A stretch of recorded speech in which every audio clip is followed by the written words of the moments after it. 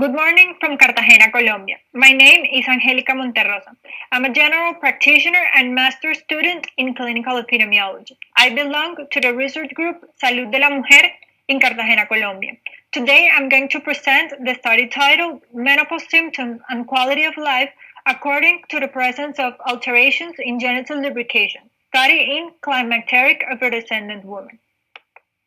In the menopausal stage, genital changes are common and are secondary to estrogenic deprivation, producing a series of signs and symptoms such as vaginal shortness, loss of root folds, loss of elasticity, vaginal dryness, and narrowness predominantly, which over the years tend to be progressive, requires treatment, affect quality of life, and alters sexual function. In the literature search, no previous studies of quality of life impact in afrodescendant women with genital lubrication alterations were found. So the aim was to evaluate the quality of life in afrodescendant women with lubrication disturbances. The design was a cross-sectional study. This study belongs to the research project CABIMEC, which means Quality of Life in Menopause and Colombian Ethnic Groups. The inclusion criteria were afrodescendant women of 40 to 59 years, living in 4 departments of Antioquia, Colombia, as you can see indicated on the map, who decided to participate voluntarily and signed informed consent. A logistic regression was performed taking into account genital lubrication disturbances as dependent variable and menopause rating scale domains as independent ones. Menopausal symptoms were correlated with genital lubrication through Spearman's coefficient. Quantitative variables were analyzed by means and standard deviations, and quantitative variables by absolute values and percentages. This study was approved by Ethics Committee.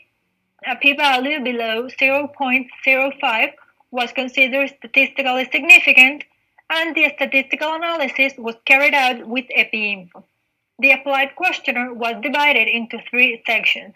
The first one were questions about sociodemographic characteristics, the second was the menopause rating scale, and the third one was the abbreviated form of the Feeble Sexual Function Index of 6 questions.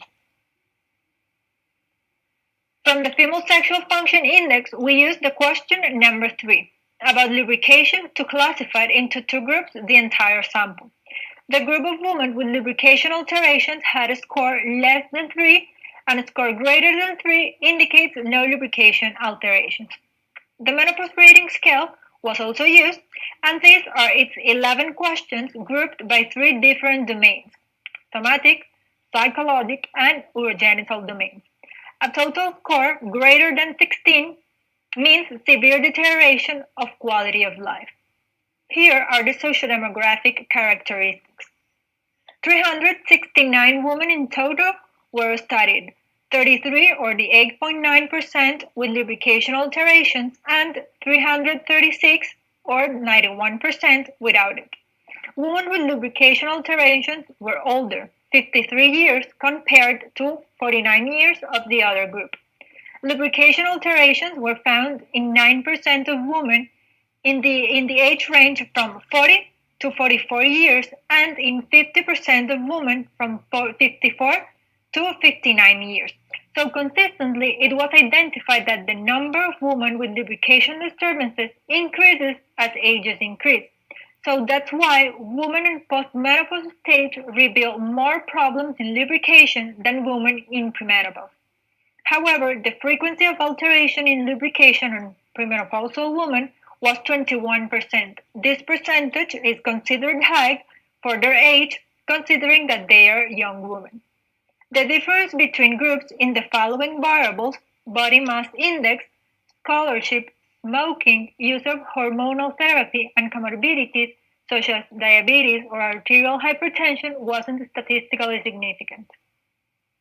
In this table, we'll present the average score of the menopause rating scale for the total population and for each group. In the 11 questions that make up the menopause rating scale, women with lubrication alterations had higher score, and almost all of them with significant difference except the 3 first ones: hot flushes, heart discomfort, and sleep problems. In these 3 scores were very similar between both groups. Items with higher score were vaginal dryness and sexual problems, which are closely related to genital lubrication problems. Joint and muscular discomfort also show high scores. Therefore, scores of somatic, psychologic, and urogenital changes were also higher in women with lubrication disturbances. The psychologic and urogenital ones were statistically significant, and the global score for the group of women with lubrication alterations was 14.3 compared with 9.4 of the group of women without lubrication alterations. In this slide, we can identify the strength of correlation between menopause rating scale questions and genital lubrication. All of the questions and domains had a negative significant correlation, which means that while one goes up, the other one goes down. For example, when the third question of the female sexual function index about lubrication has a low score, less than 3, indicating lubrication alterations, scores of menopause rating scale symptoms will be higher, and the same occurs in the opposite case. The strongest correlation were identified with depressive mood, irritability, anxiety, bladder problems, and vaginal dryness, which belongs to the psychologic and urogenital domain, respectively. In the non-adjusted logistic regression, urogenital severe deterioration associated 4.3 times with genital alterations. Psychologic severe deterioration and quality of life severe deterioration associate 2 times each one.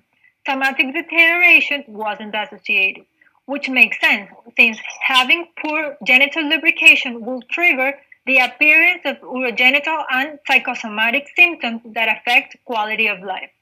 And genital lubrication is not yet related through any mechanism to somatic symptoms such as hot flashes, heart discomfort, sleep problems, and muscular problems.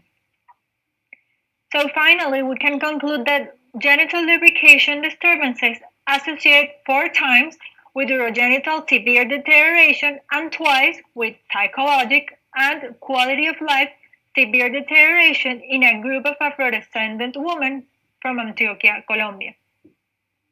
This is the website of our research group, which is available for you to visit it and learn about its 20 years trajectory researching and promoting the study of women's health. In these photos, you can see members of various generations participating in national and international congresses. Thank you very much.